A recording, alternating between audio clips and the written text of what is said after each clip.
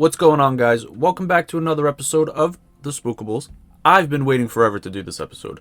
Now, unfortunately, my better half, Amanda, the pretty one, the smart one, she is not going to be on this episode with me. She's at work, being the responsible one, while I'm playing hooky to entertain you guys. Now, you guys really enjoyed our possessions video. Some of you enjoyed the true crime stories and asked to do more of those, so I figured, hey, let's mash up the two, and I wanted to give you a true documented case of one of the worst possessions the world has ever seen. Now, I want to give you a full disclosure. All of the statements that I'm about to make, all the facts that I'm about to provide, they all came from the Reverend himself. During every exorcism, the priest, the nuns, whoever is involved in the exorcism is required to provide a transcript of the exact events that had occurred. I want to apologize if most of this recording sounds like I've read it straight from a script, because I did. I had to read the actual transcript and the notes that I had made for this video. This is the possession of Emma Schmidt. Now, Emma Schmidt is just a pseudonym. She goes by many different names. One name that you may remember, if you're an Exorcist fan, is Anna Ecklund. This was the case that inspired the exorcism of Anna Ecklund. This is the most documented possession the world has ever seen, including a profile in a 1936 issue of Time magazine. Now, this demonic possession and exorcisms occurred over several decades. Emma was born in Milwaukee, Wisconsin, March 23rd, 1882. Her possessions began at the age of 14 and was 46 years old during her final exorcism by Father Theo Resiner, a German Roman Catholic priest. During her early years, she began exhibiting signs of possession, demonstrating revulsion of holy objects, disturbed thoughts, and inabilities to enter churches. Now, they never said what the disturbed thoughts were. Not clear if she was thinking about biting the heads off of babies, if she was going to cut the leg off of the priest. It was never actually said what her disturbed thoughts were. Now, the believed source of Ecklund's possession was her Aunt Mina, a known witch who practiced dark magic. Mina was also the lover of Emma's father. It was said to be the father's idea to curse her, after she refused to have an incestuous relationship with him. Father of the Year definitely goes to this guy. You're not going to give me what I want? You're getting possessed. After her 14th birthday, she started to get a bad feeling when she entered churches, fighting the urge to break the holy water fountains as well as crosses and other holy objects. Now, she was able to fight these urges for some time, but after a while she couldn't control herself and started performing horrifying sexual acts with broken objects in the church.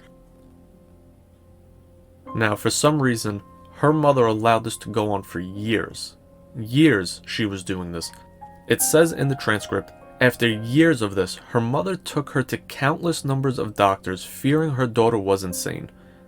But every single doctor wrote her a clean bill of health. Many of the doctors didn't even believe what she was saying because she showed no signs of any mental illness. When the doctors couldn't help, the mother turned to the exorcist, Reverend Theo Resiner, who monitored her for a while and determined she was possessed. In 1912, he performs the first exorcism. For the first time, Anna is free from the demon that possesses her. Now, according to the Bible, it says that if a demon is casted out, when or if it comes back, it will be with 7 other demons more evil than itself.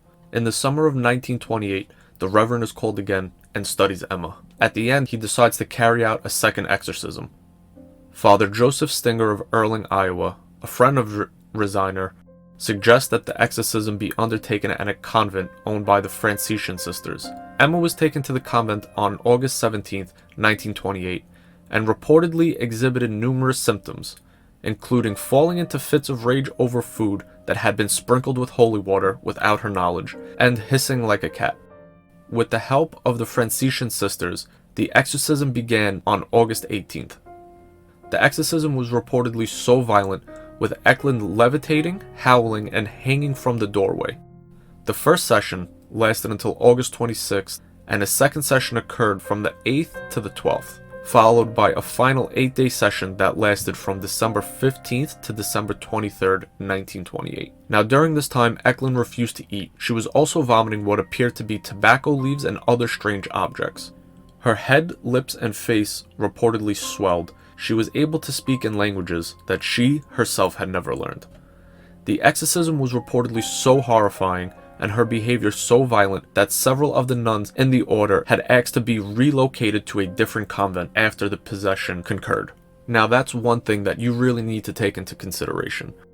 These women have dedicated their lives to this convent, and within the course of a few days, a few months, they had decided they couldn't even stand to be in that convent anymore.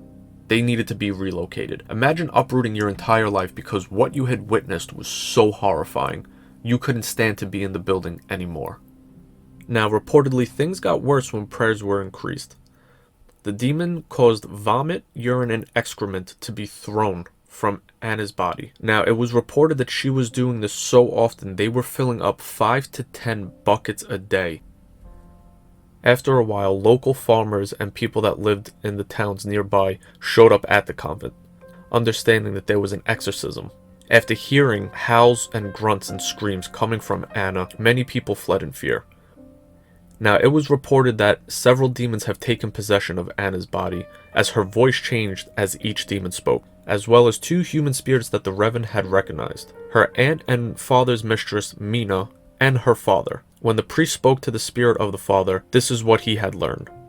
Jacob, the father's girl, was condemned to hell because he cursed his daughter to be defiled by demons because she would not have sex with him.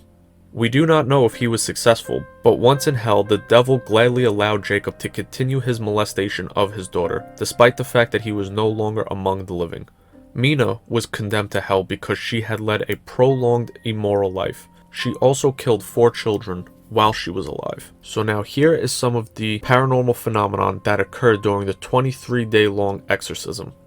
Emma exhibited inhuman strength that required 6 nuns to hold her down. Emma levitated completely off the ground on more than one occasion. Emma leapt from the bed in a lying down position onto the wall above the door, where she held on and maintained her position of crouching. Apparently, she was defying gravity multiple times. While Emma was unconscious, voices would talk and verbally assault everyone present, but not from Emma's mouth. Most of the time, Emma's mouth never moved, and the voices came straight from her throat. She vomited, spit, drooled, urinated, and defecated inhuman amounts. Now, this was extremely strange because during the entire exorcism, she barely ate. She refused to drink. Where was all of these fluids coming from? She would vomit items such as tobacco leaves and other debris, which resembled spices. This was the leaves and debris that her aunt had put in her food to curse her in the first place. She displayed numerous instances in which she had hidden knowledge of the unknown. Emma would verbally assault the nuns present and the priests present by reciting sins they had committed in their childhood. She predicted an almost fatal car accident that would strike Father Stinger. This was a warning for him to walk away from the exorcism and recant his invitation to the priesthood. Now, this accident actually did end up happening, but luckily for him, he survived the accident after a very long recovery. Now, most importantly, this is the only case of possession where the priest had a lucid, vivid, walking vision during the exorcism, without him stopping the exorcism for the last half hour or so. Father Theo physically saw both the devil, yes, the devil, Lucifer himself, and the other demon standing in the corner. The room was completely set aflame in this vision, and Lucifer, described as being extremely tall, with matted black fur on his lower, hooved body, and wearing a crown, was seething in rage at Father Theo because he was confined by God's law to be unable to cause physical harm to a person. Now, his second in command was also there. He was seething in rage, but not quite as vocal. Now, this case and all these documents were reviewed by hundreds upon hundreds upon hundreds of people. But it was also reviewed by the world-renowned demonologist Ed and Lorraine Warren, and this was exactly what they had to say. Now, from the book The Demonologist, The Extraordinary Career of Ed and Lorraine Warren, This is what Ed Warren had to say. As the exorcism progresses, continues Ed, the possessing entities usually pull forth vulgar, blasphemous language, crude, filth, gutter talk. Speaking in a gross, inhuman voice, these things will also change the scripture being read, and sometimes even correct the exorcist should he happen to omit a phrase or mispronounce some words. These insults and slanderings will later change into a demoralizing personal assault directed against all those present. These spirits, you see, not only know the scripture, they also know the life of everyone in the room. They'll try to drive the exorcist and his assistants away by bringing up hurtful incidences in the people's lives, recounting their personal tragedies and preventing the light. They'll reveal personal things that a person may feel terribly guilty about, or dredged up events that provoke great pain or sorrow. They'll humiliate each and every person present by reciting all their moral sins in front of everyone, dwelling on the sins that are likely to be most embarrassing to a particular person. For Catholics, this later problem is avoided through confession. Strangely enough, the demon has no knowledge of the sins that have been confessed. According to the priest attending the exorcism during the final days of the ritual, Lucifer himself, as well as his right hand, were present in the room, threatening and watching the priest continue the ritual. Now, from the same book, he also had to say, as the possessing entity itself admitted it was weak, but it also declared there are others stronger, referring to the diabolical hierarchy. Though devils order the possession of a particular human being, Ed says, a devil will almost never participate in the possession itself. Instead, the demonic spirit possesses the people. Of course, there are exceptions. We know that Lucifer himself was involved in the possession of a woman in Iowa in 1928 named Anna Ecklund, because witnesses at the time reported that he showed himself and remained present during the latter part of the exorcism, standing in a circle of fire wearing a crown. According to Ed, diabolical possession is meant as a challenge to the authority of God, because in such cases, the devil, in violation of cosmic law, has actually done the forbidden and taken on incarnate form. When this happens, there is no alternative but to perform a major exorcism. And regrettably, there is no proof so clear of the devil's existence than that which is gained during a major exorcism of the possessed. Those were his exact words from that book. Now, Emma survived the possession, but just barely. Her first words, soon as they casted out the last demon, were, "Praise Jesus," indicating she was very well aware of what was going on the entire time. A couple of my thoughts on this were, as a parent to your child, if you see that your daughter is doing all these horrific things to herself in a church, why would you allow this to go on for years before stepping in and taking her to doctors and doing things like that? Or even bringing her to a priest. If she's doing these things in church, the priest had to have seen it. I know a lot of people are not going to believe this. A lot of people will be like, yeah, okay, it's from the script of The Exorcist. This was from the actual documentation that Reverend Theo had written down, had given to the Vatican. These are statements from the actual nuns that were participating at the time. A lot of them did not stay in the convent. I feel for this girl. If she went through this horror, through this torment, I really hope that this was it for her. That she never had to experience anything like this ever again. How do you come back from months upon months of being possessed by multiple demons, by levitating and throwing up and speaking in languages you never learned? Okay guys, I hope you really enjoyed this video. This was the possession of Emma Schmidt.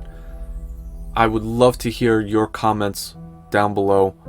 Let me know how much of this you believe, how much of this you don't believe. Like I said, this was the actual documentation that Reverend Theo, that the father, the priest, the nuns had submitted to the Vatican. Let me know what you think below. I would love to hear from you guys, and we will be coming out with another countdown video shortly, and I promise Amanda will be on that one, so you don't just have to listen to my voice. She will be back. I'll see you guys later.